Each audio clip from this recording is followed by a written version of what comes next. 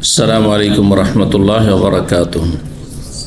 إن الحمد لله نحمده ونستعينه ونستغفره ونعوذ بالله من شرور أنفسنا ومن سيئات أعمالنا. من يهده الله فلا مضل له ومن يضلل فلا هادي له. وأشهد أن لا إله إلا الله وحده لا شريك له وأشهد أن محمدا عبده ورسوله صلى الله تعالى عليه وعلى آله وصحبه وسلم تسليما كثيرا. أما بعد، فقد قال الإمام البخاري رحمه الله تعالى: باب الرجاء مع الخوف. وقال سفيان: ما في القرآن آية أشد علي من لستم على شيء حتى تقيموا التوراة والإنجيل وما أنزل إليكم من ربكم. قال حدثنا قتيبة قال حدثنا يعقوب بن عبد الرحمن عن عمرو بن أبي عمرو عن سعيد بن أبي سعيد المقبوري عن أبي هريرة رضي الله عنه قال: سمعت رسول الله صلى الله عليه وسلم يقول: إن الله خلق الرحمة يوم خلقها 100 رحمة فأمسك عنده 99 رحمة وأرسل في خلقه كلهم رحمة واحدة. فلو يعلم الكافر بكل ما عند الله بكل الذي عند الله من الرحمة لم ييأس من الجنة، ولو يعلم المؤمن بكل الذي عند الله من العذاب لم يأمن من النار। সম্মানিত ভাতৃমণ্ডলী, আল্লাহ রাব্বুল আলামিনের প্রশংসা এবং নবী সাল্লাল্লাহু আলাইহি সাল্লামের উপর সালাত ও সালামের পর আজ বুধবার 5 জিলকাদা 1447 হিজরি মোতাবেক 22 এপ্রিল 2026 আমাদের ধারাবাহিক আলোচনা সহিহুল বুখারীর কিতাবুর রিকাক হৃদয় স্পর্শী পর্ব নম্বর 8।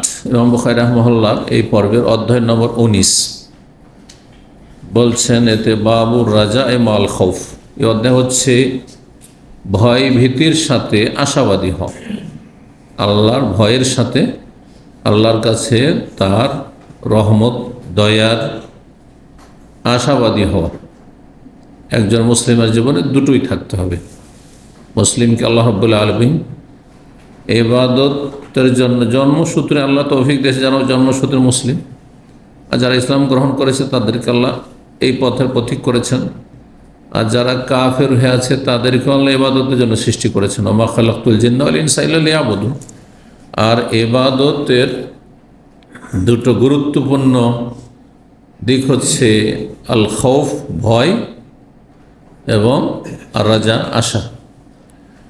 দুটো হচ্ছে মানুষের ইমানি জীবন ইসলামী জীবনের পাখির দুটো ডানার মতো।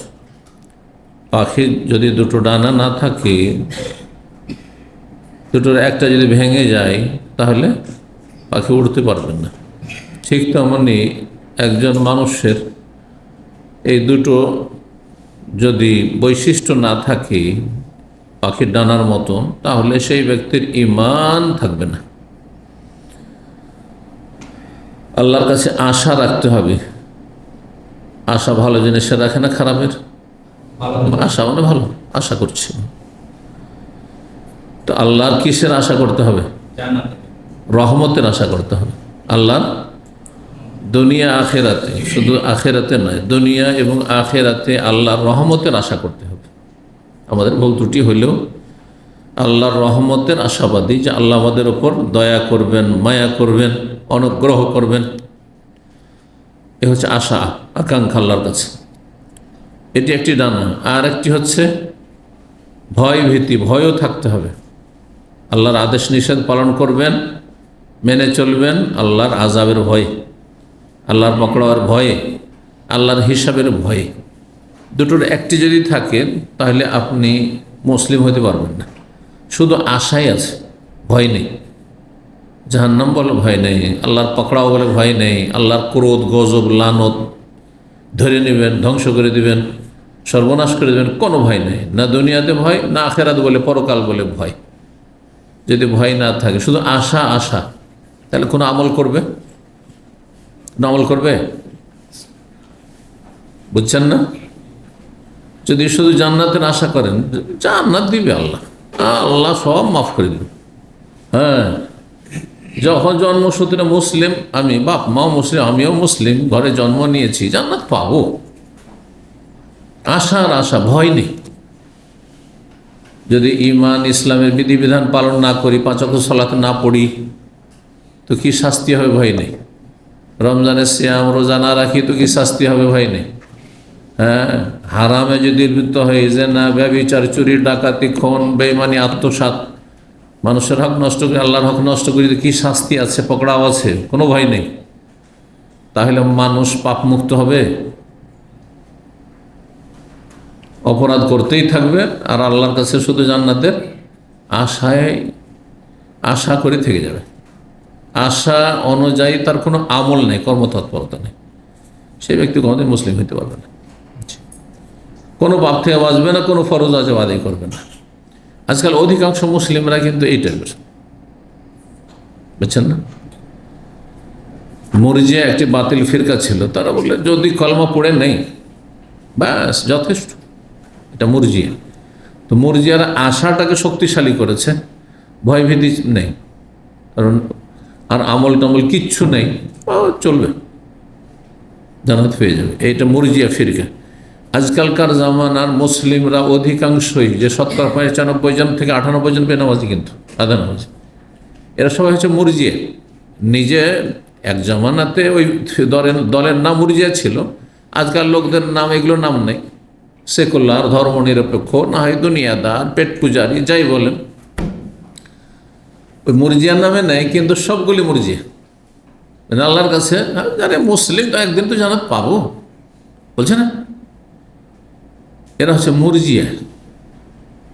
এদের আশা খুব বেশি কিন্তু ভয় নেই।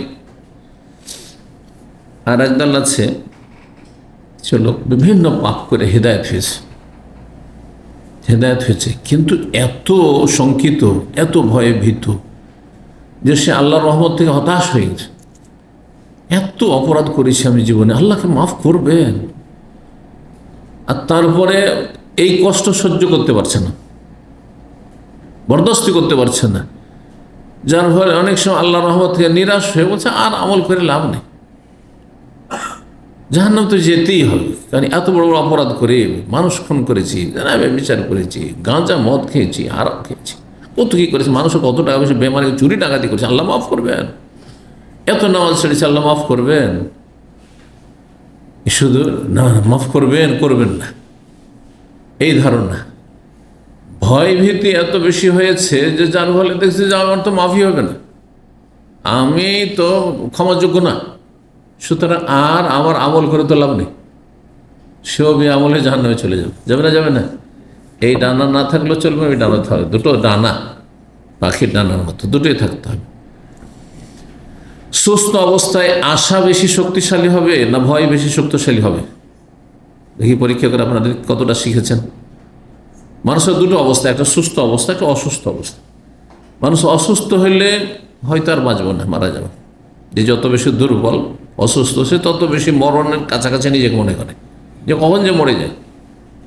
হার্টে ব্লক আছে, এখন চলতে হয়তো হার্ট অ্যাটাক হয়ে যাবে, প্রেশার অনেক বেশি, সুগার অনেক বেশি, অনেক লো, কখন যে মরে যায়, তাই না? হয়ে আছে সিরিয়াস, হাসপাতালে একবারে আইসিইউতে চলে গেছে, এখন বাঁচব না আর, বলেন। তো একটা হচ্ছে সুস্থ অবস্থা, একটা অসুস্থ অবস্থা।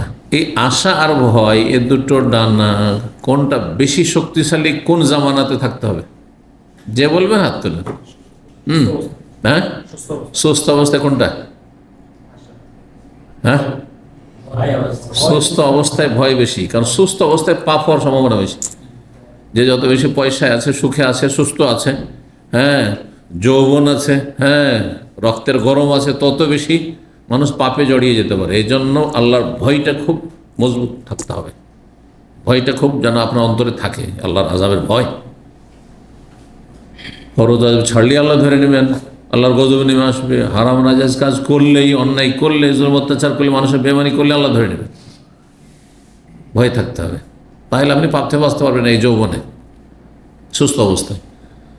যখন শেষ অবস্থা, একবারে মরণকাল ঘনিয়ে আসছে, আর মনে হয় বাঁচবে না, কারণ রোগ চারিদিক থেকে আমাকে একবারে ধরেছে শক্ত করে, শেষ সময় হ্যাঁ আযাবকে বেশি ভয় করবে, তার নিরাশ হয়ে যায়, আল্লাহ কিছুই তো করতে পারলাম না, মরে যাব। ভয়কে শক্তিশালী করবে না আশাকে শক্তিশালী করবে? তখন আশাটা, দুটোই থাকতে হবে, কিন্তু আশা বেশি শক্তিশালী। আল্লাহ যা আমল করেছি, আল্লাহ তওবা করছি, আল্লাহ কলেমা পড়েছি, হ্যাঁ ইস্তেগফার করছি আল্লাহ অন্তর থেকে, যদি আমি সময় পেতাম তো আরও ভালো আমল করতাম, আল্লাহ অনেক সময় নষ্ট করেছি, আল্লাহর রহমতের আশা, আল্লাহ তোমার রহমতের আশাবাদী, আশাটাকে তখন শক্তিশালী করে, বুঝছেন না? না হলে হতাশ হয়ে কাফের হয়ে মারা যাবে। জি, কোরআনে কারিমে এই মর্মে অনেক আয়াত রয়েছে। বান্দা জীবনযাপন করবে আশা এবং ভয়ের মাঝখানে, দুটো ডানা দুই সাইডে থাকে বডির, ঠিক ওই রকমই আপনার আশা আর ভয়, এই দুটোর মাঝখানে আপনি জীবনযাপন করবেন। সবসময় আপনার আল্লাহ রহমতের আশাও করবেন, ভালো কাজ করে আল্লাহ রহমতের আশা করবেন, আল্লাহ জান্নাত দেবেন, ভালো কাজ কিছু করছি। আর পাপের দিকে ঝুঁকলেই আল্লাহর আযাবকে ভয় করবেন, তাহলে পাপ থেমে যায়। সূরা হিজর আয়াত নম্বর 49-50 আল্লাহ ইরশাদ করেছেন, নব্বি ইবাদি আন্নী আনাল গফুরুর রহিম ওয়া আন্না আযাবি হুয়াল আযাবুল আলীম। দুটোই কথাই তো বলা আছে, আশার কথা, ভয় ভীতির কথা। আমার বান্দাদেরকে বলে দাও, আল্লাহ বলছেন, হে নবী আমার বান্দাদেরকে জানিয়ে দাও, আন্নী আনাল গফুরুর রহিম, যে আমি বড় ক্ষমাশীল এবং বড় দয়ালু। এটাও জানিয়ে দাও ওয়া আন্না আযাবি, আর আমার আযাব শাস্তি হচ্ছে হুয়াল আযাবুল আলীম, মর্মান্তিক আযাব। আযাব যদি আমি শাস্তি দিই তো যন্ত্রণাদায়ক আযাব রয়েছে, কঠিন শাস্তি রয়েছে, দুটোই আছে, সাবধান। তাহলে আল্লাহ গফুর রহিম এটাও আশা রাখবে, আর আল্লাহ যে আযাবে আলিম দিতে পারেন, হ্যাঁ দিতে সক্ষম, আল্লাহর ক্ষমতার বাইরে কেউ পালিয়ে যেতে পারবে না। সৌদি আরবে অপরাধ করে অনেকে পালিয়ে চলে যাচ্ছেন, এইরকম দেশ থেকে, এখানে হাই সিকিউরিটি, ঠিক না? আর অন্য দেশ থেকে তো পালাচ্ছে অনেক অপরাধী, কিন্তু আল্লাহর আযাব থেকে কেউ বাঁচতে পারবে না, আল্লাহর পকড়াও থেকে। সুফিয়ান সৌরি রাহিমাহুল্লাহ বলেন, মাহফিল কোরআনে আয়াতুন আসাদ্দু আলাইয়া মিন লাস্তুম আলা শাই। কোরআনে কারিমে এই আয়াতটির চাইতে কঠিন আয়াত আমার জন্য আর পাইনি, আমি নেই। আমাকে সবচেয়ে কঠিন লেগেছে এই আয়াতটি, যে এইভাবে দিন ইসলাম পালন করা, জীবনযাপন করা বড়ই কঠিন। আল্লাহর কঠিন হুকুম। সূরা মায়দা আয়াত 68 আল্লাহ বলছেন, লাস্তুম আলা শাই, হে মানব জাতি তোমাদের, হ্যাঁ তোমরা কোনো কিছুর ওপর না, মানে তোমরা হ্যাঁ দেনদারিতে না, তোমাদের ধার্মিকতা নেই, তোমাদের আল্লাহ ভীরুতা নেই, লাস্তুম আলা শাই, তোমাদের কোনো মূল্য নেই আল্লাহর কাছে। মানে মানুষ নেক হবে, সৎ হবে, আল্লাহর নৈকট্য অর্জন করতে, তাহলে তো আল্লাহর কাছে মূল্যায়ন হবে। লাস্তুম আলা শাই, তোমাদের আল্লাহর কাছে কোনো মূল্যায়ন নেই যতক্ষণ পর্যন্ত হাত্তা তুকিমুত তাওরাত ওয়াল ইনজিলা ওয়া মা উনজিলা ইলাইকুম মির রাব্বিকুম, যতক্ষণ পর্যন্ত তাওরাতের বিধান, ইনজিলের বিধান আর তোমাদের উদ্দেশ্যে তোমাদের রবের পক্ষ থেকে যা নাযিল করা কোরআন কারীম তার বিধান যথাযথ পালন না করবে। আরে তাওরাতের হুকুম আহকাম পালন করতে হবে, ইনজিলের হুকুম আহকাম পালন করতে হবে, আর কোরআন কারীমের হুকুম আহকাম পালন করতে হবে। কোরআন কারীমের শুরু থেকে শেষ পর্যন্ত যদি আপনি একটু তরজমা নিয়ে বসে যান, যাতে বুঝতে পারছেন, বিনা বুঝে আগাবেন না, আর আপনি নিজের উপর ফিট করবেন যে এই আয়াতে যে কথাগুলি বলা হলো এগুলো আমার লাইফে আছে কিনা, এখানে নিষেধ করা হয়েছে এটা থেকে বাঁচছি কিনা, বুঝতে পারছেন না? তাহলে বুঝতে পারছেন যে কতটা আপনি আল্লাহর নাযিলকৃত কিতাব কোরআনে কারীমের প্রতি আমলকারী, তাহলে বুঝতে পারবেন কতটা আপনি পালন করছেন। বাকি থাকলো তাওরাত ইনজিল, তাওরাত ইনজিলের বিধান তো রহিত হয়ে গেছে, কিন্তু তারপরে বলা হয় তাওরাত ইনজিল যতক্ষণ বাস্তবায়ন না করবে, তবে তাওরাত ইনজিল ওই সমস্ত হুকুম আহকাম বিধিবিধান যেগুলো রহিত করা হয়নি, যেগুলি কোরআন এবং হাদিসে সাব্যস্ত রাখা হয়েছে। প্রাচীন যুগের ধর্ম ছিল, কিন্তু সেই ধর্মের বিষয়গুলি ইসলামেও স্বীকৃত রাখা হয়েছে। যেমন ইব্রাহিম আলাইহিস সালামের সুন্নতগুলি, কোরবানি করা, হজ করা, উমরা করা, আছে না? তারপরে হ্যাঁ খাতনা করা, তারপরে সোনাল ফিতরা যতগুলি, নখ কাটা, মোজ কাটা, দাড়ি রাখা, এইভাবে আরও মেলা হইতে পারে। যেই বিধানগুলি সাংঘর্ষিক কোরআনে কারীমের সাথে তাওরাত ইনজিলের হয় তারা বিকৃত করেছে, অথবা সেগুলোর মনসুখ, যেহেতু ওগুলো রহিত করে দেওয়া হয়েছে। যেমন যদি আপনাকে বলা হয় আপনি বাংলাদেশের আইন মেলেছে, বাংলাদেশে যে 71 উপরে যে আইন আছে তাতে কি ওই পাকিস্তান আমল যে সমস্ত আইন কানুন ছিল সবগুলি রহিত করা হয়েছে, সবগুলি ক্যান্সেল ঘোষণা করা হয়েছে না? সেটাতে কিছু সংযোজন কম আর বেশি করা হয়েছে, ঠিক না? কিছু বাড়ানো হয়েছে, কিছু ছাঁটাই করা হয়েছে। যেমন বাংলাদেশে একটা আইন আছে, পাকিস্তানও ওই আমলে ছিল, এখন আছে, ইসলাম বিরোধী আইন। হ্যাঁ, সেটা হচ্ছে যে যদি দ্বিতীয় বিয়ে করতে হয়, তৃতীয় চতুর্থ করতে হয় তো আগের স্ত্রীর অনুমতি ক্রমে করতে হবে। বিনা অনুমতিতে যদি বিয়ে করেন আর আপনার স্ত্রী গিয়ে কেস করে দেয় তো আপনাকে জেল খাটতে হবে, বুঝছেন না? ইসলাম বিরোধী না এটা, স্ত্রীর অনুমতি শর্ত না, আপনার যোগ্যতা এর শর্ত, ইমানি যোগ্যতা, শারীরিক যোগ্যতা, আর্থিক যোগ্যতা, শক্তি ক্ষমতা শর্ত, আল্লাহর ভয় আছে কিনা। পাকিস্তান আমলও ছিল, আইয়ুব খাঁ এই ইসলাম বিরোধী আইন প্রণয়ন করেছিল, এখনো চলতে আছে। 18 বছর আগে ছেলে হোক আর মেয়ে হোক বিয়ে করতে পারবে না, বাল্য বিবাহ বলে অপরাধ, যেভাবে বিচার করো কোনো ব্যাপার না, ওরাও ঘটছে। কিন্তু বাল্য বিবাহ দিলে চরম অপরাধ, বিয়ের মজলিস শেষে উঠিয়ে নিয়ে চলে যাচ্ছে। ইসলাম বিরোধী না? ইসলাম বিরোধী আইনগুলো, বুঝতে পারছেন না? তো এই আইনগুলি হ্যাঁ অনেক দেশে আছে, মুসলিম দেশ আগে থেকে হয়তো ছিল। জি, এটা নয় যে 71 উপরে আইন এসছে, আগের সংবিধানে এরগুলো রাখা ঠিক ওইরকম তাওরাত ইনজিলে মেলা হুকুম হাকাম রয়েছে যেগুলি কোরআনে কারিমে যেগুলো সাব্যস্ত রাখা হয়েছে, এটা হচ্ছে উদ্দেশ্য আয়াতের। কিন্তু এর মানে এই নয় যে আপনি তাওরাত পড়তে লাগবেন, ইনজিল পড়তে লাগবেন, আর পদে পদে আমল করবেন আপনি, না, জায়েজ নয়, হারাম। কারণ ওই কিতাবগুলি রহিত করে দেওয়া হয়েছে। যেমন আপনি যদি পাকিস্তান আমলের বা তারা ইংরেজ আমলের ইংরেজদের ল পড়া শুরু করেন, যে আজকে থেকে 47-এর আগে ছিল, আর তারপরে বলেন যে আমি দেশে ইংরেজদের আইন মেনে চলবো আর বাংলাদেশ 71-এর পর আইন মেনে চলবো, বলে আপনি রাষ্ট্রদ্রোহী, ঠিক না? ওই কেউ যদি বলে আমি তাওরাত মেনে চলবো, ইনজিল মেনে চলবো, তাহলে সে হচ্ছে আল্লাহ দ্রোহী, ইসলাম দ্রোহী। 6469 নম্বর হাদিস বর্ণনা করছেন আবু হুরায়রা রাদিয়াল্লাহু তাআলা আনহু, তিনি বলেন আমি রাসূলুল্লাহ সাল্লাল্লাহু আলাইহি ওয়াসাল্লাম বলতে শুনেছি, ইন্নাল্লাহ খালাকা রাহমাতা ইয়াওমা খালাকাহা মিআতা রাহমা, আল্লাহ রাব্বুল আলামিন যেই দিন রহমতকে সৃষ্টি করেছেন, দয়া সৃষ্টি করেছেন, মিআতা রাহমা 100টি দয়া, মানে 100 গুণ, 100টি অংশ দয়ার, বা 100 রকমের, বলা যাবে 100 রকমের অথবা 100 গুণ কি করেছেন আল্লাহ রাব্বুল আলামিন, দয়া রহমত সৃষ্টি করেছেন। আল্লাহর রহমত সৃষ্টি করেছেন এখানে বলা হয়েছে। একটি আকীদার কথা গুরুত্বপূর্ণ শিখে রাখেন। অথচ আল্লাহর নাম রহমান, আল্লাহর নাম রহিম, তার মানে রহমত দয়া করা আল্লাহর সিফাত গুণ। তো আল্লাহর সিফাতগুলি কি মখলুক সৃষ্টি না? সৃষ্টি না। আল্লাহ যেমন স্রষ্টা সৃষ্টিকর্তা, তেমন তার সিফাতগুলিও হচ্ছে যার আদি অন্ত নেই, হ্যাঁ, তার শুরু নেই, শেষ নেই, বুঝতে পারছেন না? কিন্তু যা সৃষ্টি করা হয়েছে একসময় ছিল না, তারপরে সৃষ্টি করা হয়েছে, আর সেটা কোনো সময় নাও থাকতে পারে, ঠিক না?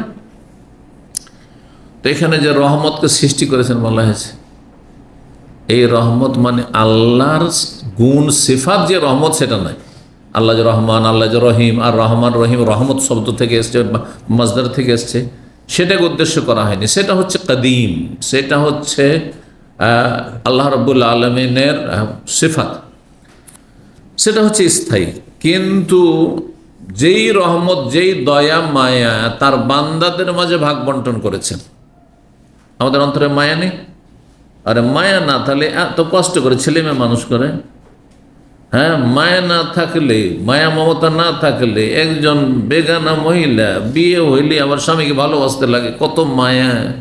হ্যাঁ, যত বয়স বাড়ছে এখন শারীরিক চাহিদাও নেই, দুজনের কারণ নেই, 70-80 বছর বয়স হয়ে গেছে, আরো মায়া বাড়ছে। মাওয়াদ্দাতা ওয়া রাহমা আল্লাহ বলেছেন, স্বামী স্ত্রীর জীবনে দুটো স্তর কথা আল্লাহ বলেছেন। ওয়াজাআলা বাইনাকুম, হে দম্পতিরা, হে স্বামী স্ত্রী, হে যুগল, তোমাদের মাঝে আল্লাহ মাওয়াদ্দা ভালোবাসা আর মায়া দয়া সৃষ্টি করে দিয়েছেন।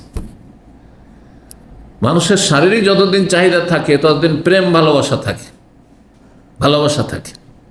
তাকে না দেখলে থাকতে পারেন না, তাকে ছাড়া চলবে না আপনার, স্বামীর স্ত্রীর দিকে টান, স্ত্রীর স্বামীর দিকে টান, এটা যতদিন পর্যন্ত শারীরিক চাহিদা আছে। যখন শারীরিক চাহিদা নেই, 70-75 বছর বয়স হয়ে গেছে, আজকাল তো অনেকেরা তার আগে ফিনিশ হয়ে যাচ্ছে, তখন কিন্তু আর শারীরিক কোনো চাহিদা নেই।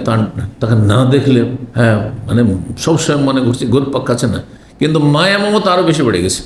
এক বুড়া বুড়ির ওপরে কত মায়া করে, 80-90 বছর বয়স হয়েছে, এক বুড়ার উপর কত মায়া করে দেখেন না।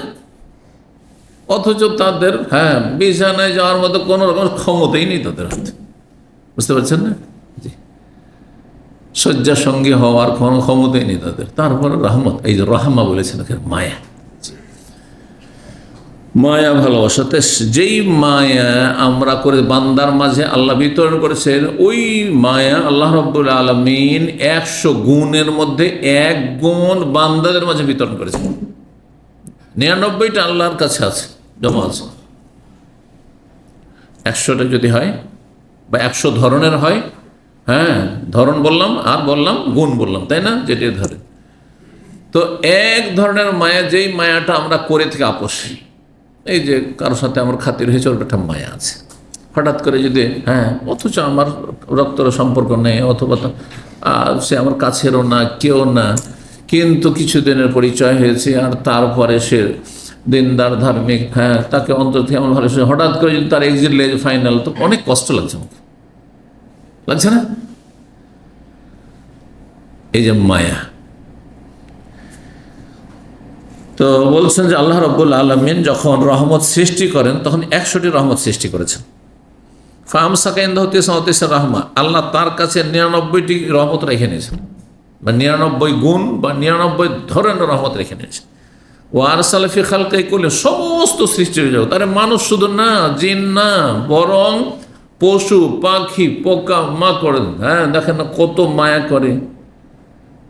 মুরগি বাচ্চাগুলো, যখন বাচ্চাগুলো ধরার জন্য চিল এসে আক্রমণ করছে, কাক এসে আক্রমণ করছে, কীভাবে পেটের তলে ভরে নিচ্ছে, কথা বুঝতে পেরেছেন? একটা গাভীকে দেখবেন, গাভী, আপনার বাড়ির গাভী বাচ্চা হওয়ার আগ পর্যন্ত কোনোদিন আপনাকে তেড়ে যায়নি, কিন্তু বাচ্চা হওয়ার পরে যখনই তার আশঙ্কা হবে যে আমার বাচ্চার গায়ে মনে হাত দিতে আসছে, দৌড় দিয়ে, দেখেছেন কিনা এরকম দৃশ্য, দৌড় দিয়ে গিয়ে এবারে শিং দিয়ে আপনাকে দিবে ছাড়ে, অথচ পাশ দিয়ে আপনি হয়তো যাচ্ছিলেন, কিন্তু ওর একটা ভয় হয়ে গেছে যে আমার বাচ্চাকে হয়তো বাচ্চার ক্ষতি করতে পারে। বলছেন যে সমস্ত সৃষ্টি জগতে আল্লাহ রাব্বুল এক গুণ বা এক ধরনের মায়া, রহমত, দয়া আল্লাহ রাব্বুল কি করেছেন? ভাগ বন্টন করে দিয়েছেন, বিতরণ করে দিয়েছেন। তাহলে আল্লাহর কাছে কত রহমত রয়েছে, একটা দিয়ে এত মায়া করছে, এত দয়া, এত মায়া একজনের অপরজনের ওপর। মানুষ মানুষের জন্য কান্না করতে করতে হার্টফেল করে দিচ্ছে।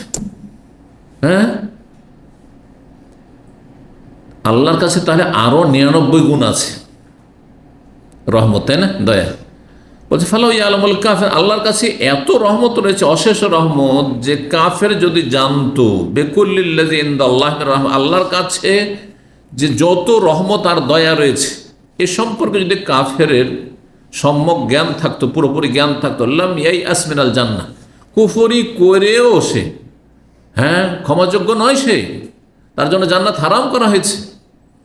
এটাই হচ্ছে আহলে সুন্নাত ওয়াল জামাতের আগে। তারপরও সে আশা করত যে আল্লাহর কাছে যখন এত রহমত, তো হয়তো কোনোদিনে জান্নাত পেয়ে যাবো, হয়তো যদি জানতো। তাইলে লাম ইয়াইআস মিনাল জান্নাহ, জান্নাত থেকে সে হতাশ হতো না। ওয়ালাউ ইয়ালামুল মুমিনু, আর মুমিন ব্যক্তি যদি জানতো বিকুল্লিল্লাযী ইনদাল্লাহি মিনাল আযাব, মুমিন অধিকাংশই আল্লাহর আযাব সম্পর্কে উদাসীন, পাপ করেই যাচ্ছে, একটু ভয় পায় না, অথচ আল্লাহর যে কঠিন শাস্তি রয়েছে এ সম্পর্কে তার যদি সম্যক জ্ঞান থাকতো, লাম ইয়ামান মিনান নার, তাহলে জাহান্নাম থেকে নিজেকে নিরাপদ মনে করতো না।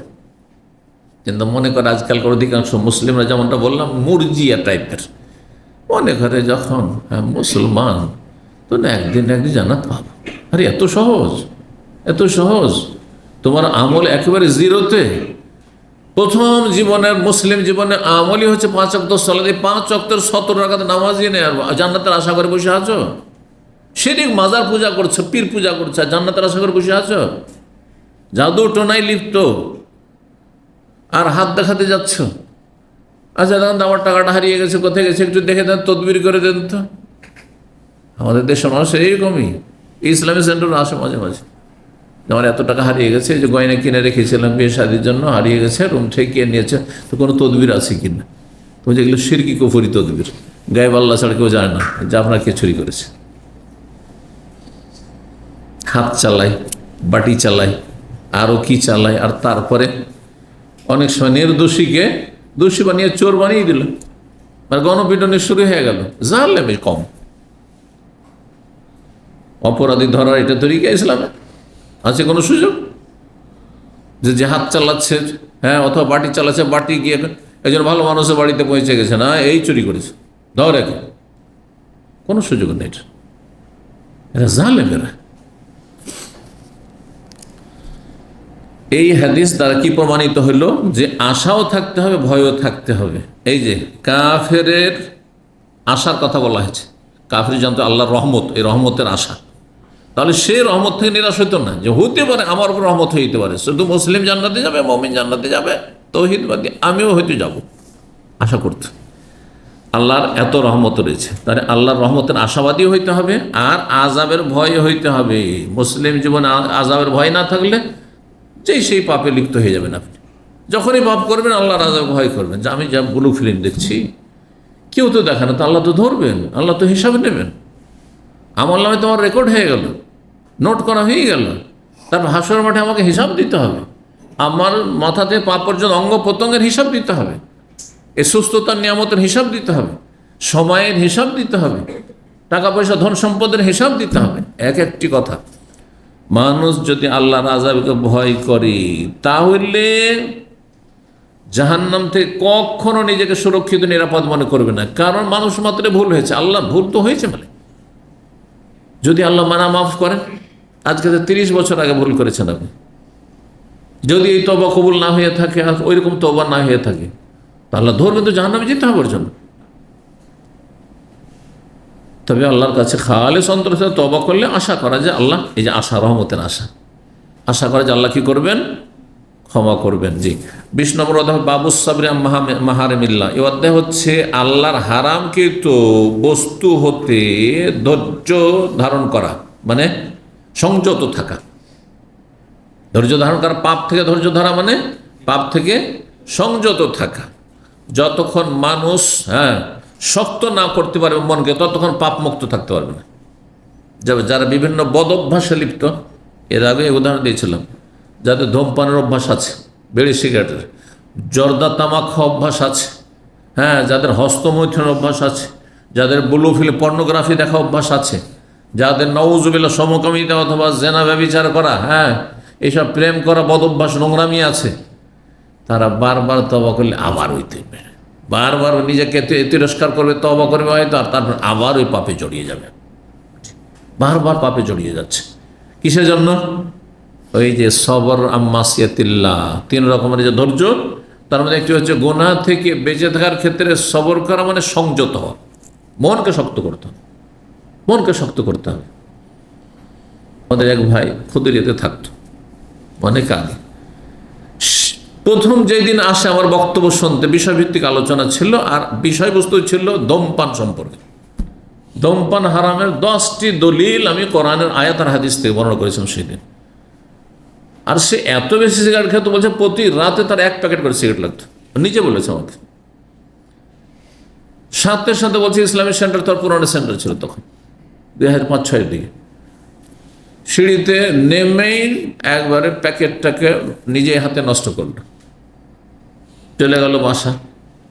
কয়েক ঘন্টা ধরে সে সিগারেট পান করে নেই, একটু ইসলামিক সেন্টার থেকে তওবা করে গেছে, আবার রুমে গিয়ে কিন্তু সারা রাত ঘুম আসে না, রাত 2টা 3টা হয়ে যাচ্ছে, তারপর ঘুম আসছে না আমার।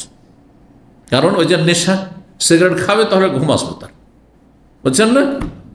ঘুম আসে না। বলছে পাশে এক পাকিস্তানি বাস করতো পাশের রুমে, রাত 2-3টার দিকে নক করলো তার দরজায়, নক করছে, হয়তো ও তো ঘাবড়িয়ে উঠেছে, যেন কি ব্যাপার। তো বলছে একটা সিগারেট হবে, একটা সিগারেট হবে। নিজের কিস্সা নিজে আমাকে পরে বয়ান করেছে, সিগারেট হবে। তার বলছে হ্যাঁ। বলছে একটা সিগারেট দিল, বাইরে খেলাম, তারপরে এসে ঘুম আসলাম। মানুষের বদ অভ্যাস হলে কি হয়, সেই দিন তার তোবা ফেল হয়ে গেল।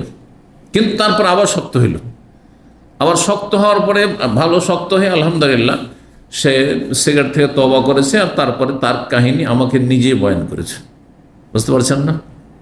নাম বললে আমাদের পুরাতন ছাত্র অনেকে চিনবেন, এই জন্য নাম বলবো না, বুঝতে পারছেন? ঠিক। তো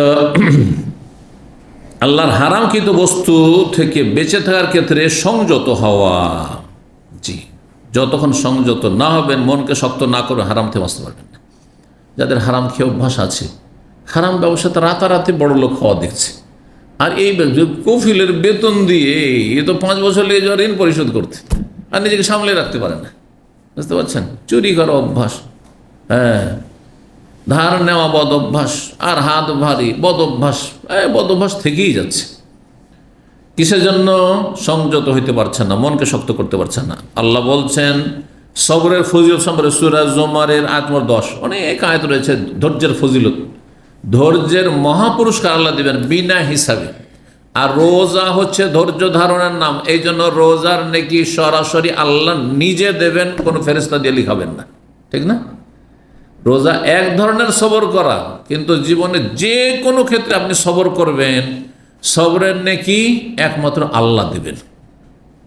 ইন্নামা ইউওয়াফাস সাবিরুনা আজরাহুম বিগাইরি হিসাব, নিশ্চয়ই নিঃসন্দেহে ধৈর্যশীলদেরকে তাদের প্রতিদান দেওয়া হবে বেহিসাব। ফেরেশতারা যদি লিখতেন তো বেহিসাব হইতো না, বিনা হিসাব হইতো না। 1কে 10 করা হয়তো, 10কে হয়তো 100 করা হইতো, ঠিক না? আর দান সাদকার ক্ষেত্রে 700 বা তারও বেশির কথা রয়েছে। তো যাই হোক, ইখলাস অনুযায়ী।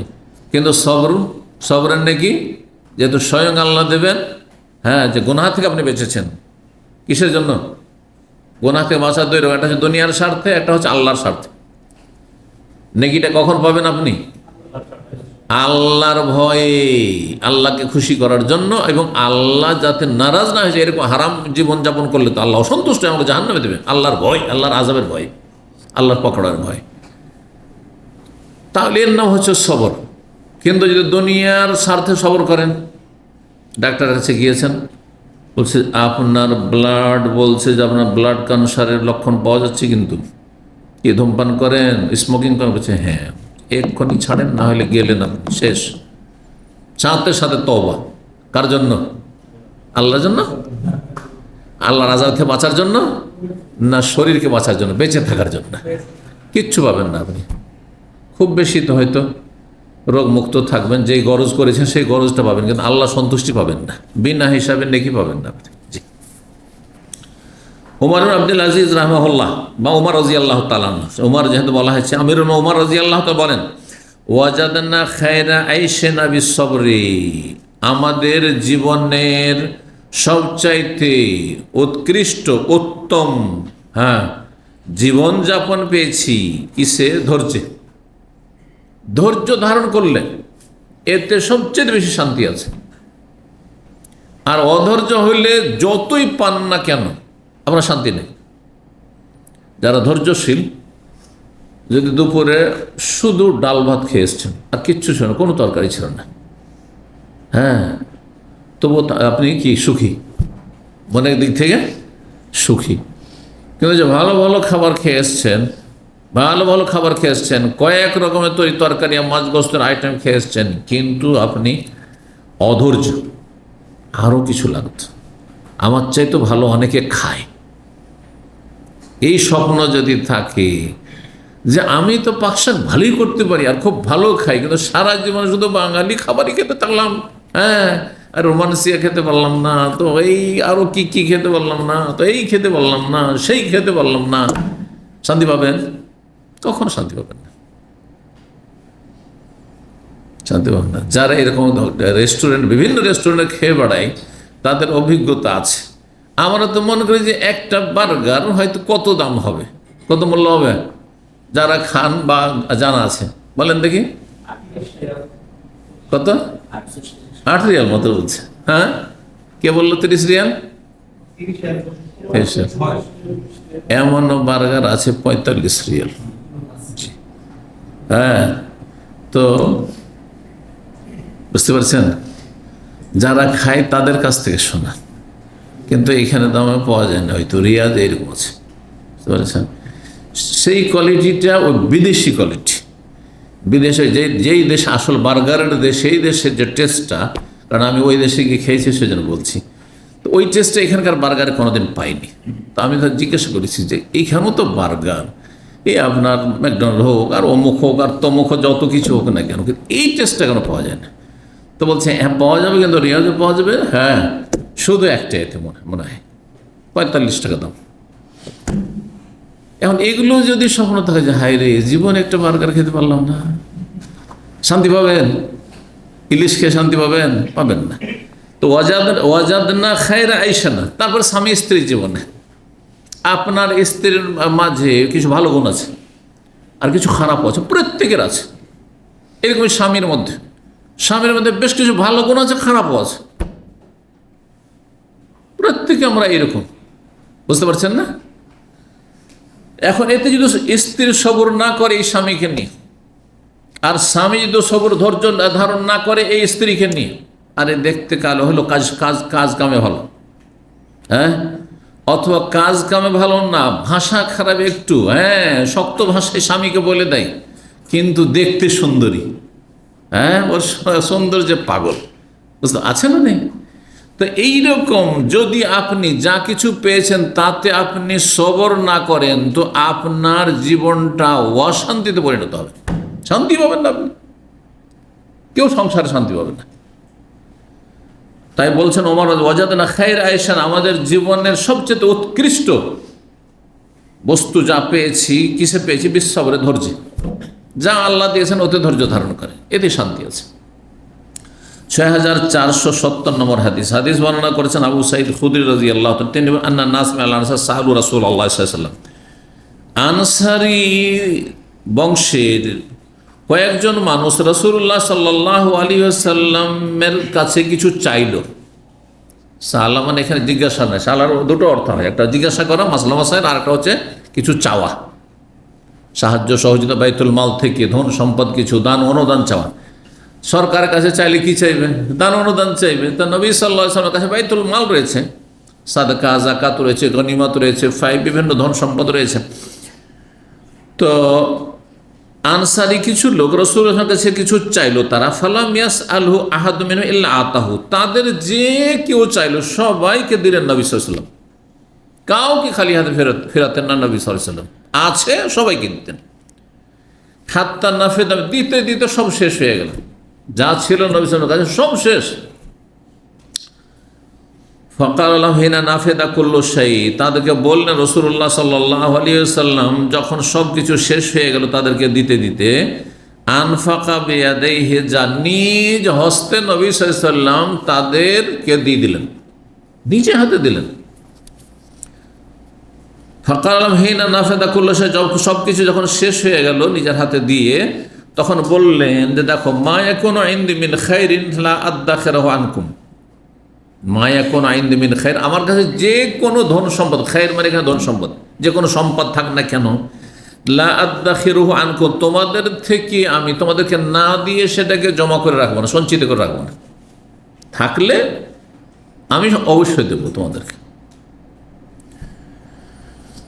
ওয়া ইন্নাহু, তবে শোনো, চাইতেই থাকবে অথচ চলছে, হ্যাঁ, কাজ চলে যাচ্ছে, এমনটা করবেন না, এটা খারাপ অভ্যাস। তো এই জন্য শুনে রাখো, আমি কিন্তু দেবো, তোমরা যদি চাও তো আমি দিতে থাকবো, যতক্ষণ আমার কাছে দিতেই থাকবো। কিন্তু শোনো, মাইয়াস্তাইফা ইউইফাহুল্লাহ, যেই ব্যক্তি চাওয়া থেকে বিরত থাকবে বা সংযত থাকবে, চাইবে না। দেখেন মানুষের অভাবের শেষ নেই, কিন্তু কিছু অভাব আছে একেবারে পুরা না করলে চলবেই না, আর কিছু অভাব আছে পুরা না করলেও চলবে। বুঝতে পারছেন না? অভাব নেই আপনাদের, কিন্তু সে অভাবগুলি এত জরুরি না। কার মোবাইল পুরাতন মোবাইল আছে, অধিকাংশের পুরাতন মোবাইল আছে, মনটাকে চায় না যে একটা নতুন লেটেস্ট। সবাই অনেকে দেখছি আশেপাশে ডানে বামে অনেক দামি দামি মোবাইল ব্যবহার করছে, আমার মতো ভাই 1000 রিয়ালের মোবাইল, তাই না? অনেকে 4000 5000 করছে। এটাও তো একটা প্রয়োজন, হ্যাঁ, শখ। অনেকের গাড়ি নেই, ডেলিও দাঁড়িয়ে থাকতে হচ্ছে রাস্তায়, আর তারপরে ট্যাক্সি পেলেন তো পেলেন না, অনেক সময় দাঁড়িয়ে আছেন, হেঁটে যেতে হচ্ছে, সাইকেলে যেতে হচ্ছে। সাইকেলের জায়গায় যদি একটা কার হয়ে যেত, এগুলো প্রয়োজন না, কিন্তু জরুরি। মানে একবার অচল না হলে চিকিৎসা জরুরি, হ্যাঁ, খাবার দাবার দিনে 2 বার জরুরি কমপক্ষে, তাই না? খেতে হবে, কিছু বাঁচতে হবে, ইত্যাদি ইত্যাদি। এটা বাসা জরুরি, বাসা নেই তো ফুটপাতে রাস্তায় কোথায় ঘুমাবেন আপনি, ঠিক আছে না? এগুলো হচ্ছে জরুরি জিনিস। কিন্তু মানুষের এমনি প্রয়োজন, জরুরির অতিরিক্ত প্রয়োজনের শেষ নেই, অনেক প্রয়োজন আছে মানুষের। তো যেই ব্যক্তি দেখছে যে অন্যের কাছে চাইলে পেয়ে যাব, আমি আমাকে দেবে, কিন্তু তারপর আমি চাইব না, নিজের ব্যক্তিত্ব মানমর্যাদাকে ঠিক রাখতে চাই। মাইয়াস্তাইফা, যে চাওয়া থেকে সংযত থাকবে, ইউইফাহুল্লাহ, আল্লাহ তাকে কি করবেন? এই মানুষের কাছে চাওয়া থেকে বিরত রাখবে, চাওয়া থেকে আল্লাহ বাঁচিয়ে রাখবেন।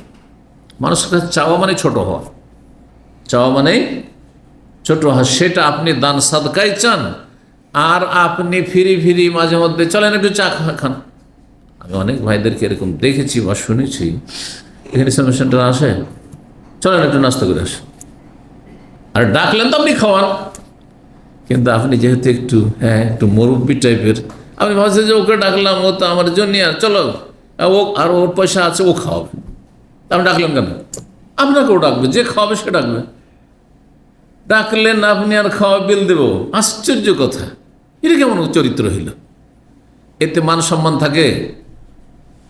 নিয়ে গিয়ে এই যে সামনে ভালো হোটেল আছে দামি, অন্তত নাস্তা করলে মনে হয় 15-20 রিয়াল লাগবে, জানি না, আমি ঢুকি নিয়ে ওকে পছন্দ করি না, তো নিয়ে বসে গেল, দিল আপনার 30-40-50 রিয়াল ধসিয়ে দিল।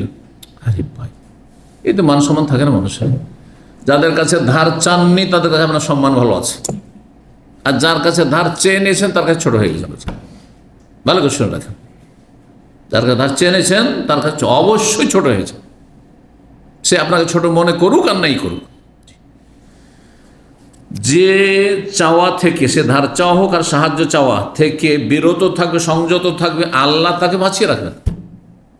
তাতে যা আল্লাহ দিয়েছেন তাতে চলার ব্যবস্থা করে দেবেন। অমাইয়াতা সাব্বার, আর যে ধৈর্য ধারণ করবে, ইউসাব্বিরহুল্লাহ, আল্লাহ তাকে ধৈর্য ধারণের তৌফিক দেবেন, ধৈর্য ধারণের তৌফিক দেবেন। অমাইয়াস্তাগনি, আর যে অমুখাপেক্ষী হবে, ইউগনিহুল্লাহ, তাকে আল্লাহ সচ্ছল করে দেবেন, অমুখাপেক্ষী করে দেবেন।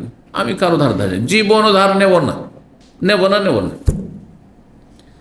আমি ইসলামিক সেন্টারে 20 বছর পার হওয়ার পরে, এখন তো 27-28 পড়তে যাচ্ছি, তো প্রায় 20 বছর অতিক্রম করার পরে দেখছি যে আমাদের বিভিন্ন স্টাফদেরকে সুলফা দিচ্ছে। সুলভ বুঝেন তো, মানে কর্জা হাসানা দিচ্ছে, মাসের মাস 500 রিয়াল করে কাটবে। দেখছি কে 5000, কে 7000, কে 8000 করে সব কর্জা নিচ্ছে। তো আমাকে বললো যে আপনি নেবেন? কেউ এসব বললো আমাদের সাথী সঙ্গীরা, চিন্তা করুন, সবাই নিচ্ছে 5000, 7000, 8000। ওখানে আবার একটা হিল্লাও আছে, ও হিল্লার কথা নাই বললাম না, কিছু লোকের দুনিয়াদারির স্বার্থ আছে, হিল্লা আছে, তো ওইটা না জানেই বল। তো আমি চিন্তা করলাম যে 20 বছর রেকর্ডে জীবনে আমি কোনোদিন চাইনি আর আমার নাম লেখা থাকবে যে এই শেখ মতিউর রহমান 5000 অথবা 10,000 নিয়েছে, এটা রেকর্ড থাকবে, নেব না। আল্লাহ, তখন আমার ছেলেরা আয় উপার্জন করতে লাগেনি, এখন তো আলহামদুলিল্লাহ কোনো উপার্জন নেই, আমাকেই পুরো খরচ তাদের চালাতে হতো, ট্যাক্স পর্যন্ত দিতে হইতো। জি, বড় একটা অ্যামাউন্টের, কিন্তু আল্লাহ চেষ্টা করেছে, আলহামদুলিল্লাহ। আল্লাহ বিনা লোভ লালসায়, বিনা চাওয়াতে আল্লাহ ব্যবস্থা করে দিয়েছে। মুসাব্বিবুল আসবাব রব্বুল আলামিন, আমি নিই নি। এই জন্য আমার এরপরে জীবনে মানে 1 টাকা আমি আমার ইসলামিক সেন্টার থেকে নিয়েছি, একটা টাকা কখন নিয়েছে, অথচ এগুলো অনেক দিন পর্যন্ত চলেছে, এমনকি মাঝে মধ্যে চলে, এবারও চল। এবার কিছু লোকদের কথা জানলাম যে তারা নিল, আমি না, আমার রেকর্ড খারাপ করিনি, করব না, মানুষের কাছে ছোট হইনি, হব না, রবের কাছে ছোট হবো, যথেষ্ট, রব আমার ব্যবস্থা করবেন। এই ইয়াকিন, এ তাওয়াক্কুল আমাদের পয়দা করতে হবে, তৈরি করতে হবে। দেখবে যে আল্লাহ অবশ্যই চালাবে। আমার অবস্থা বুঝে ব্যবস্থা করব, আমাকে এর চেয়ে বেশি সচ্ছলে চলতে হবে জরুরি না, যা আছে তা দিয়ে চলব। যেই ব্যক্তি অমুখাপেক্ষী হবে, বুঝছেন তো, অমুখাপেক্ষী মানে আমি ভাই আপনার ধার ধারি না, তার মানে এটা অহংকার নয়। কেন আপনার কাছে ধার চাইব আমি? আপনার কাছে অনেক টাকা আছে সেজন্য, অথবা আপনার সাথে কেন ঘোরাঘুরি করব? এক ভাই আমাকে এসে বলছে, যোগ্য, তার কাছে যথেষ্ট এলেম আছে, একজন বিজনেসম্যান এসেছে, বড় দোকানপাট আছে আশেপাশে, একদিন এখানে ভিজিটে এসছে, সকালবেলা তো বলছে যে শেখ এই লোকটির সাথে একটু পরিচয় রাখেন, আসলে ওর সাথে কথা বলিয়েন, কারণ অনেক পয়সাওয়ালা, সে হচ্ছে অনেক পয়সাওয়ালা। তাতে কী হলো? আমি বললাম তাতে কী হলো? পয়সাওয়ালা সেই জন্য আমাকে তার সাথে খাতির রাখতে হবে? এটা তো আমার জীবনের ইতিহাস, আমি কাজ করি না। পয়সাওয়ালার সাথে খাতির করতে হবে, অন্তত আমাকে পাবে না সেখানে।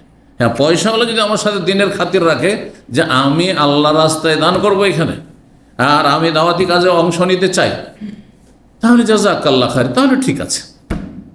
কিন্তু আপনি যাচ্ছেন আর আপনার পেছনে পেছনে আমি খাতির রাখবো আপনার সাথে, আপনার পয়সা আছে সেই জন্য, এটা আমি আলহামদুলিল্লাহ করি না।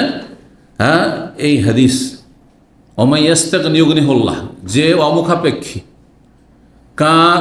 কারো দিকে তাকিয়ে থাকে না, কারো কাছে আশাবাদী নয়, আল্লাহ ওকে অবশ্যই সচ্ছল করে, অভাবমুক্ত করে দেবেন।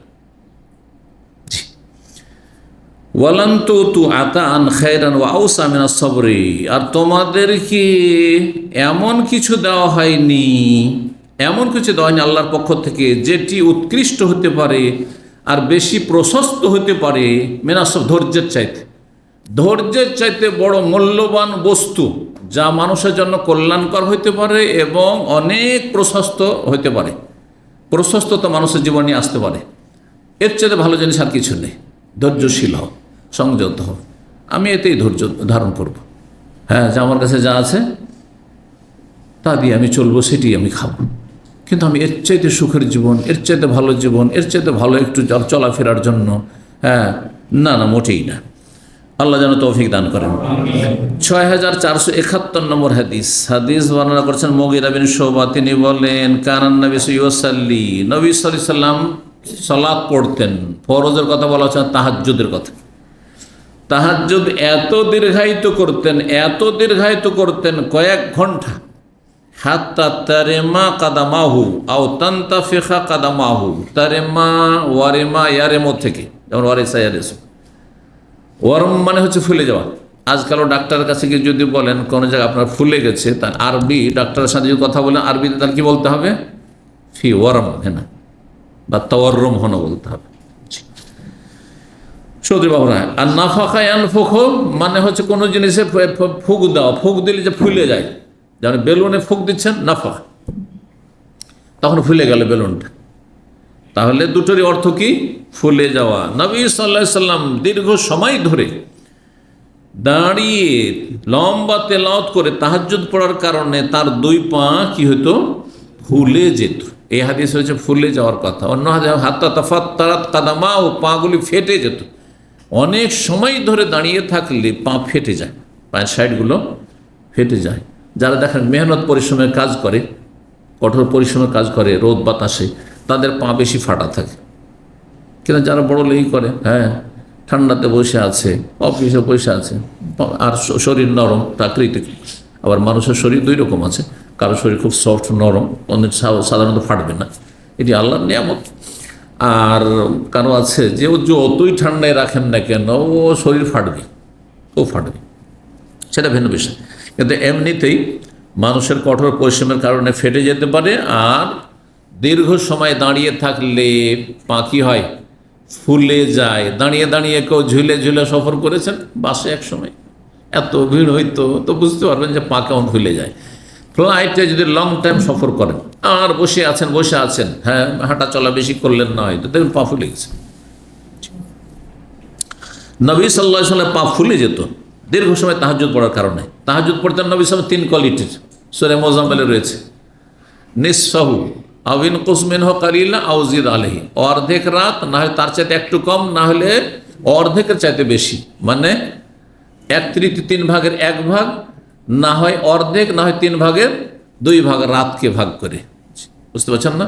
মাগরিব থেকে সূর্য ডোবা থেকে শুরু করে ফজর আজান পর্যন্ত। ফজর আজান আজকাল মোটামুটি কয়টা হচ্ছে?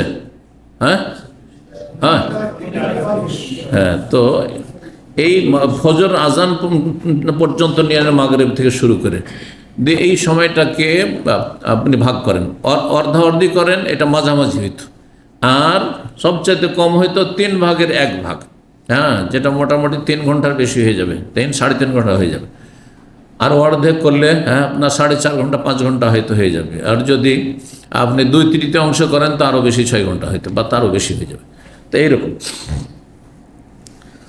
তো নবী সাল্লাল্লাহু আলাইহি ওয়াসাল্লামের তাহাজ্জুদ পড়ার কারণে পা ফুলে যেত। ফায়ুকালু লাহু, তখন তাকে বলা হইতো পরিবারের পক্ষ থেকে। অন্য হাদিসে মা আয়েশা রাদিয়াল্লাহু আনহা বললেন, ইয়া রাসূলুল্লাহ, আপনি এত কেন কষ্ট করছেন?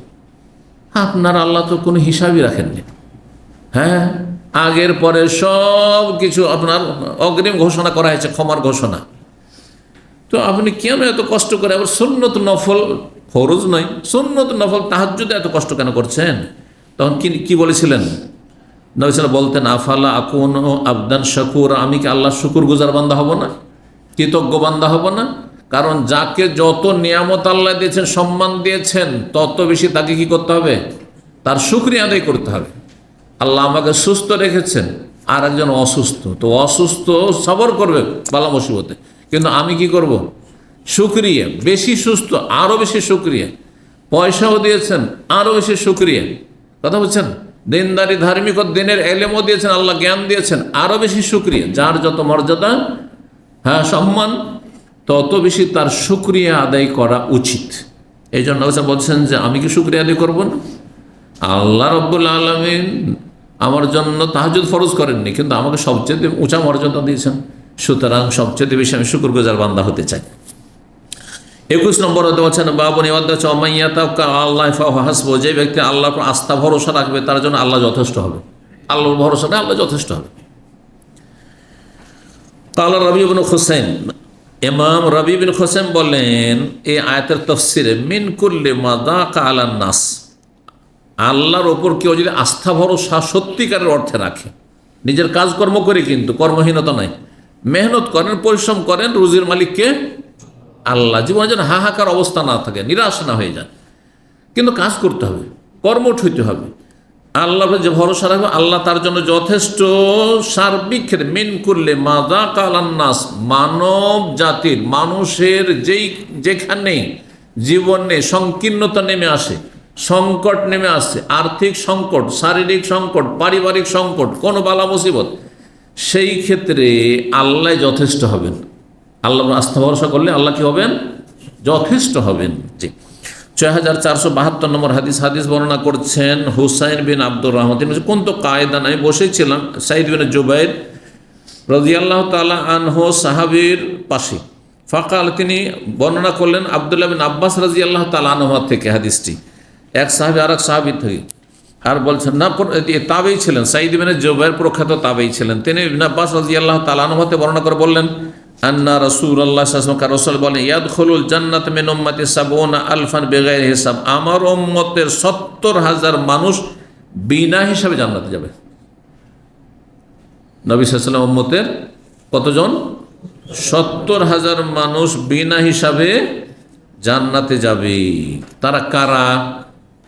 এই হাদিস সংক্ষেপে রয়েছে, হুমুল্লাযিনা লা ইয়াস্তারকুন, যারা ঝাড় ফুঁক চেয়ে নেয় না। কাউকে গিয়ে বলবেন না যে আমার একটু সমস্যা আছে, একটু ফুঁক দিয়ে দেন তো, হ্যাঁ একটু ঝাড় ফুঁক করে দেন, একটু দম করে দেন, একটু রুকিয়া করে দেন, কাউকে চাইবেন না।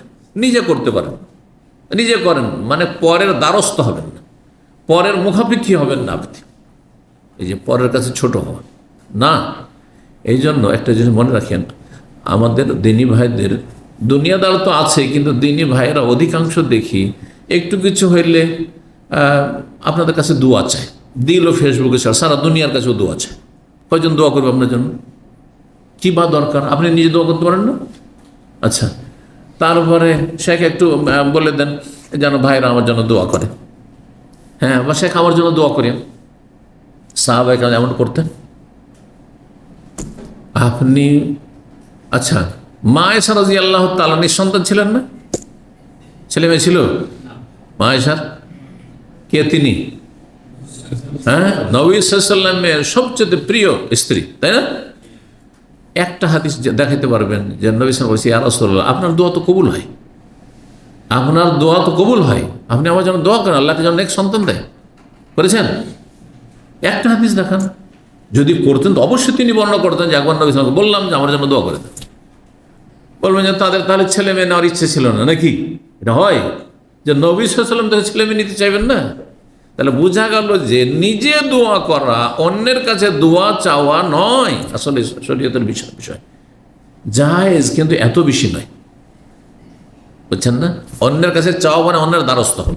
যেমন কারো কাছে ধার চাওয়া, কারো কাছে সাহায্য চাওয়া, ভাই আমার একটু ব্যাগটা একটু নিয়ে আসেন তো, ভারী লাগছে, একটু উঠে নিয়ে আসেন তো। এটা ভালো না? নিজের ব্যাগ নিজে নিয়ে যাওয়া ভালো? হ্যাঁ, আমার কিতাবটা নিয়ে যেতে হবে আমাকে এখান থেকে, দাসের শেষে আমি নেব। কথা বুঝতে পারছেন? সে আপনি নিজে থেকে নিয়ে আনেন সেটা ভিন্ন বিষয়, কিন্তু বলে যায় ভাই নিয়ে আসেন আপনি, না এটা উচিত নয় আমার, জায়েজ, কিন্তু এটা আপনার মুখাপেক্ষি কেন হবে? সাহাবায়ে কেরামদের আদর্শ এমনটা ছিল না যে চলেন আমারটা নেন, এটা করতেন না। আমার জন্য দোয়া করিয়েন। আজকাল শুধু পরের দোয়া দিয়ে সব কাজ সারতে চায়। আজকালকার মুসলিমরা পরের দোয়া দিয়ে সারতে, ও বাপের দোয়া, বাপের চাই তো মায়ের দোয়া। আর এটা হিন্দুদের থেকে নয়, বাঙালি সমাজে আমার মায়ের দোয়া আছে, বাপের নাম খুব কমই আসে। অথচ বাপ রাত দিন চিন্তা করেছে তার ছেলে প্রতিষ্ঠিত করার জন্য, ছেলেকে একটু কোনো কাজে যোগ্য বানাবার জন্য। মায়ের ওই যোগ্যতাই ছিল না, ও গৃহিণী ছিল, শুধু খাবার দাবারটা রেডি করার মতো যোগ্যতা ছিল, এতটুকু তার শিক্ষাগত যোগ্যতাও ছিল না যে আমার ছেলেটা বড় হবে কেমন করে। বুঝতে পারছেন না? কিন্তু বাপের শুকরিয়া আদায় করেন না। আর তারপরে বাপ মায়ের দোয়া, আপনার দোয়া কোথায়? আপনি নিজে দোয়া করেন। শুধু বাপের দোয়ার, মায়ের দোয়ার, পরের দোয়ার, ওস্তাদের দোয়া, না না না না। বুঝতে পারছেন? আল্লাহ যেন বুঝার তৌফিক দান করেন। যদি বিনা হিসাবে জান্নাতে যায় তো একটি শর্ত, লায়াস্তার কোন কারো কাছে রুকিয়া চেয়ে নেবেন না, আপনি নিজে রুকিয়া করেন। এই জন্য নবী সাল্লাল্লাহু আলাইহি ওয়াসাল্লাম সাহাবায়ে কেরামগণকে শিখিয়েছেন, তোমরা নিজের রুকিয়া, নিজের ঝাড়ফুঁক নিজেই করো, নিজেই সূরা পড়ে, দোয়া পড়ে শরীরে ফু দাও। আর একটি অর্থ করা হয়েছে লায়াস্তার কোন, মানে জাহিলি যুগে যে শিরকি আর বেদাতি ঝাড়ফুঁক করতো, শিরকি বেদাতি ঝাড়ফুঁক করে না, এটা অর্থ হইতে পারে। ওয়ালায়াতা তৈয়ারুন, আর অলক্ষী কুলক্ষণ নাই না, শুভ অশুভ গ্রহণ করে না। হ্যাঁ, দুনিয়ায় শুভ বস্তুও রয়েছে, অশুভ রয়েছে, এটা শুভ, এটা অশুভ। সকালবেলা বাড়ি থেকে বেরিয়ে যদি কুকুর সামনে পড়ে গেল, একটা শুকুর পড়ে গেল, দিনটা অশুভ হয়ে গেল। রাস্তায় বেরিয়ে গেছেন, দেখছেন হঠাৎ করে সামনে যেতেই কোনো সফরে যাচ্ছিলেন, একটা মর্মান্তিক দুর্ঘটনা, মনটাই খারাপ হয়ে গেল, ফিরে চলে আসলাম, বলছেন না আজকের দিনটা ভালো হবে না, এটা শিরক। বুঝতে পেরেছেন না? পেঁচার ডাক আমাদের এখন পর্যন্ত এই শিরকি আকীদা আছে। আর আগের বুড়ি মহিলাদের কাছে আমরা শুনতাম গ্রামে, পেঁচা ডাক দিয়ে উঠেছে রাতের অন্ধকারে, আর মহিলা বলছে, বুড়ি বলছে যে কাকে যে নিয়ে যাবে গ্রাম থেকে, হ্যাঁ মনে হচ্ছে এই মালাকুল মত। কথা বুঝতে পেরেছেন না? পেঁচা এই মালাকুল মত নিয়ে চলে যাবে। আস্তাগফিরুল্লাহ, শিরক এগুলো। অলক্ষী কুলক্ষণে বিশ্বাসী নয়, কোনটা লক্ষ্মী কোনটা অলক্ষ্মী, এইসব ফালতু কথা না, মোটেই না। বরকত যাতে আছে, রহমত আছে, সেগুলি খুঁজেন। ওয়ালা রব্বিহিম ইয়াতাওয়াক্কালুন, আল্লাহর উপর তার আস্থা ভরসা রাখে। আল্লাহর উপর কি রাখে? আস্থা ভরসা রাখে। এদের বিনা হিসাব আল্লাহ কি করবেন? হ্যাঁ, জান্নাত দেবেন। 22 নম্বর অধ্যায় বলছে বাবু মায়ুকরাহ মিন কিল ওয়া কাল। এই অধ্যায় হচ্ছে মাকরুহ বা নিষিদ্ধ হচ্ছে অনর্থক অসার কথাবার্তা বা অনর্থক বাদানুবাদ করা। কিল ও কালের দুটো ব্যাখ্যা করা হয়েছে। কিল ও কাল, একটা হচ্ছে অনর্থক কথাবার্তা বলে, কথা বলার দরকার নেই কিন্তু আপনি এমনি কথা বলছেন, এই আপনি বলে যাচ্ছেন, তারপরে আর অন্যরা বসে আছে, ভাবছে ওই একাই বলবে, আর শেয়ার করা শুরু হলো। হ্যাঁ হ্যাঁ হ্যাঁ না, তারপর আপনি কিছু বলা শুরু করলেন। ফালতু আসার কথা, তাতে মানুষের আখলাক আমলের কোনো উন্নতি হবে না, কোনো নসিহা হবে না, উপদেশ না। হ্যাঁ, আলতু ফালতু কথাবার্তা চলছে, এটা নিষেধ করেছেন মাকরুহ। জি। আর আরেকটি হচ্ছে কিল ও কাল। একজন বলল না না না আপনার কথা ঠিক নেই, বলছে আমারটা ঠিক। বাদানুবাদ করা, তর্কে জড়িয়ে যাওয়া। আর আমাদের বাংলা ভাষাভাষীদের এই তর্ক করার বদ অভ্যাসটা খুব বেশি আছে। ধর্ম নিয়ে তর্ক করা খুব বেশি আছে। একটা ছেলে এখানে ইসলামী সেন্টার আসতো, সে তার রুমে গেছে, বক্তব্য শুনেছে যে বেনামাজির ইসলাম থাকে না। বেনামাজি গিয়ে যায়, গিয়ে বলেছে, আর রুমে সম্ভবত পাকিস্তানি ছিল, উর্দু ভাষী, গিয়ে বলেছে যা আপনার নামাজ নেই পড়তে, বেনামাজি তো কাফের হয়ে যেতে হয়, বেনামাজি কাফের। আর সে যে মাথা মোটা তো এরা, আমার এত গরম হয়েছে, হ্যাঁ, তর্ক শুরু করেছে। তখনও বলছে যে আমাকে হাদিসটা দিতে হবে, যে হাদিস নিয়ে কী করে, বলছে যে ওর সাথে আমার তর্কাতর্কি হয়েছে। মানে কে তর্ক করতে বলেছে না? হ্যাঁ, কোন ইসলাম শিখিয়েছে আপনাকে তর্ক করে তাকে তার উপর চাপিয়ে দিতে হবে? এটা না, আপনি ভালোভাবে বলেন, আপনি এমন কিছু বলিয়ে না যেটা তাকে আঘাত লাগে, কারণ বেনামাজিকে আঘাত লাগবে। হ্যাঁ, ওকে যদি টার্গেট করে নাও বলেন, হ্যাঁ, তারপর আঘাত লাগবে, বুঝতে পারছেন না? সেই জন্য মার্জিত ভাষায়, হালকা ভাষায় বলেন, কিন্তু সে যদি না মানে তর্ক শুরু করে দিতে হবে না, মোটেই না। তো তর্ক বাদানুবাদ করা, এটা মানুষের কি করে, সম্পর্ক নষ্ট করে, তারপরে মনোমালিন্য হয়, তারপরে এমনকি ঝগড়া বিবাদ হইতে হয়তো মারামারি শুরু হয়ে যেতে পারে, মার্ডার হয়ে যেতে পারে। এসব নিষিদ্ধ ইসলামে। 6473 নম্বর হাদিস বর্ণনা করছেন ওয়াররাদ নামক ব্যক্তি, যিনি মুগীরা বিন শুবা রাদিয়াল্লাহু তাআলা আনহুর ক্লার্ক ছিলেন, কাতিব। জি, পিয়ন কি বলে কাতিবকে? হ্যাঁ হ্যাঁ, ক্লার্ককে কি বলে বাংলায়? কেরানি। মাশাআল্লাহ, শান্ত, মাশাআল্লাহ, ঠিক বলেছেন, কেরানি, কেরানি বলেন। মুগীরা বিন শুবা একজন দায়িত্বশীল ছিলেন, ওই দায়িত্বশীলের লেখক ছিল সে, কাতিব, ক্লার্ক।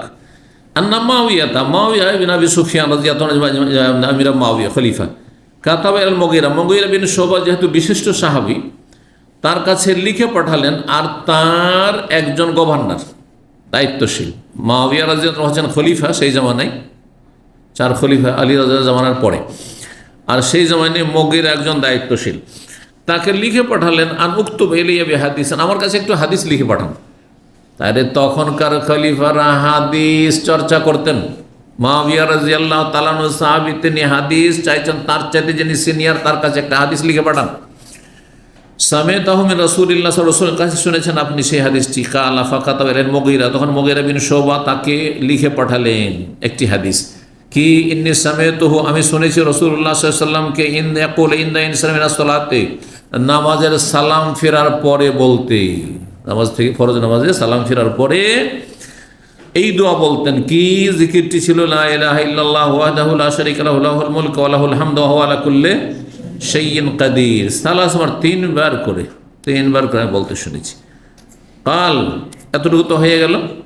আর তারপরে এই কথাটিও লিখেছেন, ওয়াকানা ইয়ানহা আন কিল ওয়া কাল, নবী সাল্লাল্লাহু আলাইহি ওয়াসাল্লাম নিষেধ করতেন মানুষকে অনর্থক কথাবার্তায়, অনর্থক কথাবার্তার থেকে নিষেধ করতেন, অথবা বাদানুবাদ করতে, এমন কিছু করতে জানি যে তর্ক শুরু হয়ে যায়। দেখছেন যে এই তর্ক করবে, তর্কের মন মানসিকতা আপনি বাদ দেন, তর্কে জড়াতে যান না, কারণ তখন আপনার মেজাজ গরম হয়ে যাবে, ও আরও গরম হবে, অবস্থা খারাপ হয়ে যাবে। এটা কোনোদিন কল্যাণ নেই। ও কাসরাতিস সওয়াল, আর বেশি বেশি জিজ্ঞাসাবাদ করতে, মাসলা এত বেশি জিজ্ঞাসা করতেন না। কেউ আছে মনে করে আজকে এসেছি, আজকে সব সেরে যাবে, 10টা প্রশ্ন লিখে নিয়েছে, বলছে একের পরে এক জিজ্ঞাসা করেই যাচ্ছে। আর কিছু ভাইয়েরা আছে হোয়াটসঅ্যাপে যদি একবার জবাব দিয়ে দিই, আল্লাহ হিদায়াত করুন, হ্যাঁ, একবার একটা যদি জবাব সাথে সাথে দিয়ে দিই, তো শেখ তো খুবই ফ্রি আছে, মানে যেমনই প্রশ্ন তার সাথে সাথে উত্তর।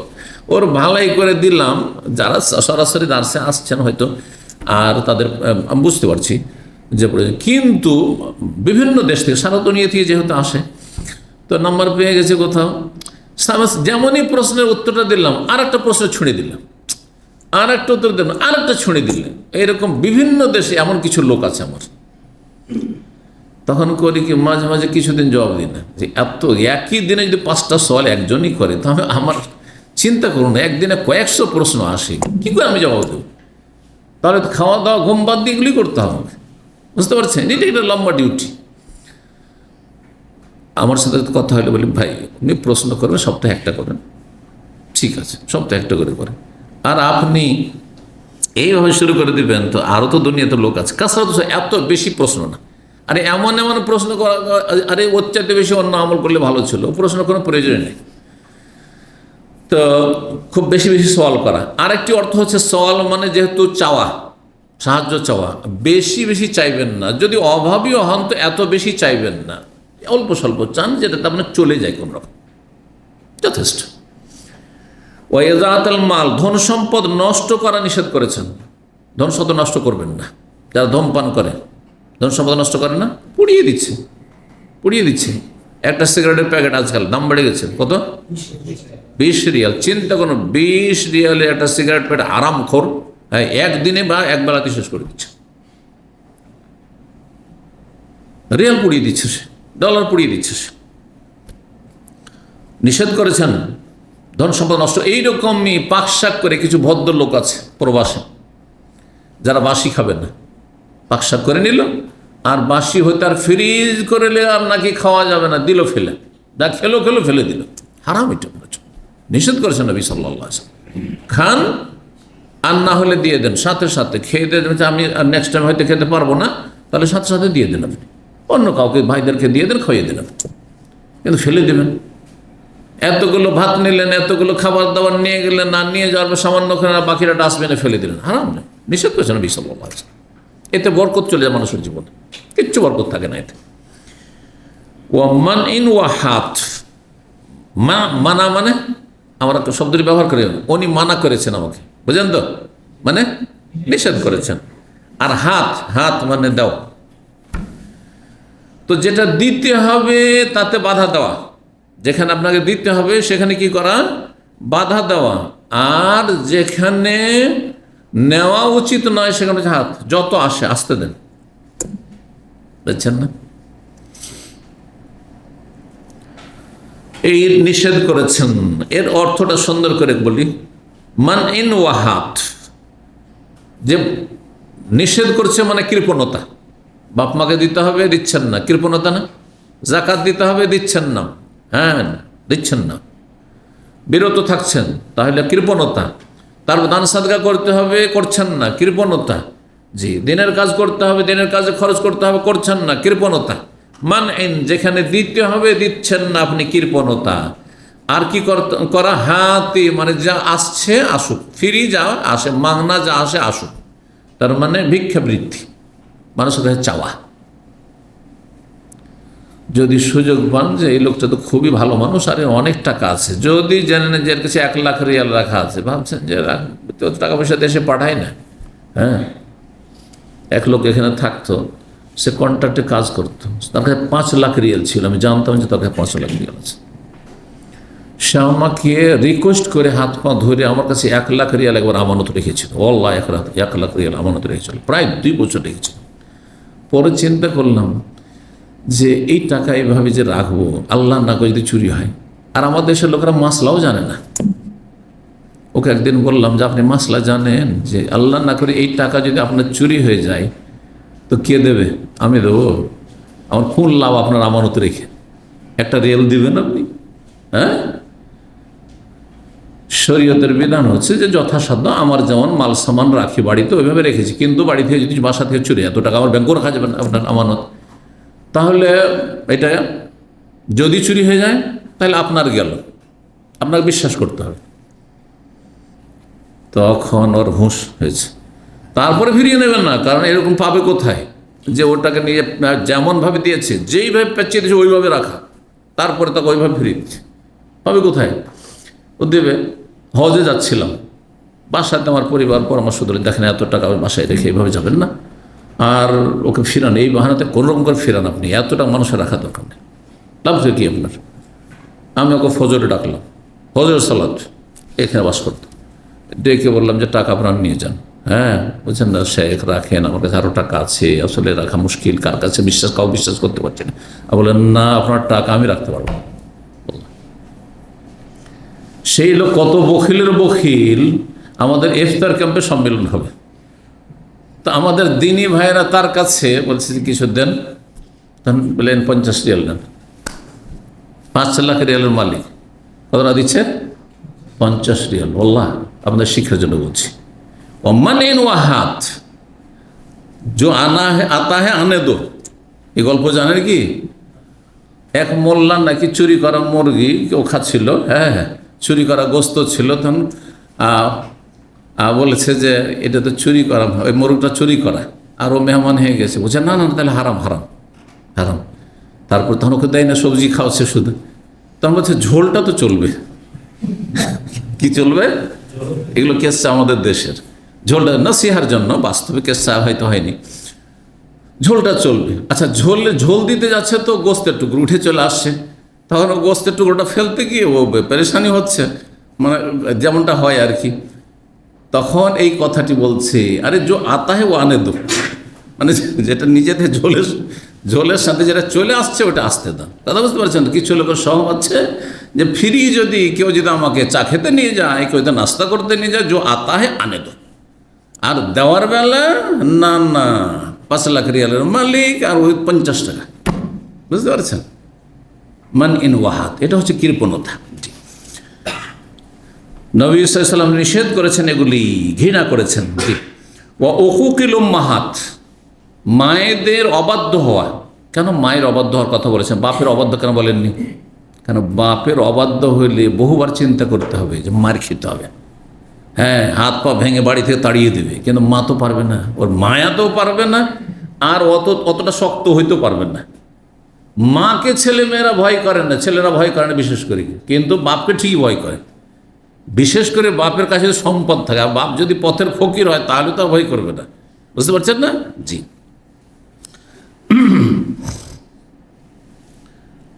মায়েদের নাফরমানি, অবাধ্য হওয়াকে হারাম করেছেন বা নিষেধ করেছেন, জাহান্নামে নিয়ে যাবে। ওয়াদিল বানাত, আর জীবিত মেয়েদেরকে জীবিত দাফন করে দেওয়া, প্রথিত করা, এটি হারাম করেছেন নবী করিম সাল্লাল্লাহু আলাইহি ওয়াসাল্লাম। তার সাথে মিলিয়ে বর্ণনা করেছেন অনর্থ কথা বলা, তারপরে বাদানো তর্কে জড়ানো, বেশি বেশি চাওয়া, ভিক্ষা করা, বেশি বেশি সাহায্য চাওয়া, ধার চাওয়া, বা বেশি বেশি মাসলা মাসাইল জিজ্ঞাসা করা, এগুলি সব নিষিদ্ধ। কারণ অনেক বেশি জিজ্ঞাসা করছেন যারা, তারা আমলে কম। কিন্তু যারা আমল করবেন অল্প জানার পরেই সাথে সাথে আমল করবে না, অল্প অল্প শিখবো আমল করবো, অল্প অল্প শিখবো আমল করবো। কিন্তু যারা যত বেশি জিজ্ঞাসা করে তারা আমলে ত্রুটি তাদের। এখানে আজকের আলোচনা শেষ করি। ওয়া জাযাকুমুল্লাহু খাইর। আল্লাহ রাব্বুল আলামিন যেন আপনাদের আমাদের দিন দুনিয়া বরকত দান করেন, এবং আল্লাহ যেন আমাদের প্রয়োজন পুরা করে দেন। মানুষের থেকে আল্লাহ যেন অমুখাপেক্ষী করেন, মানুষের মুখাপেক্ষী হওয়া থেকে আল্লাহ যেন রক্ষা করেন, আল্লাহ যেন কারো মুহতাজ না করেন। রব্বানা আতিনা ফিদ দুনিয়া হাসানা ওয়া ফিল আখিরাতি হাসানা ওয়া কিনা আযাবান নার। সুবহানা রাব্বিকা রাব্বিল ইজ্জাতি আম্মা ইয়াসিফুন ওয়া সালামুন আলাল মুরসালিন ওয়াল হামদুলিল্লাহি রাব্বিল আলামিন।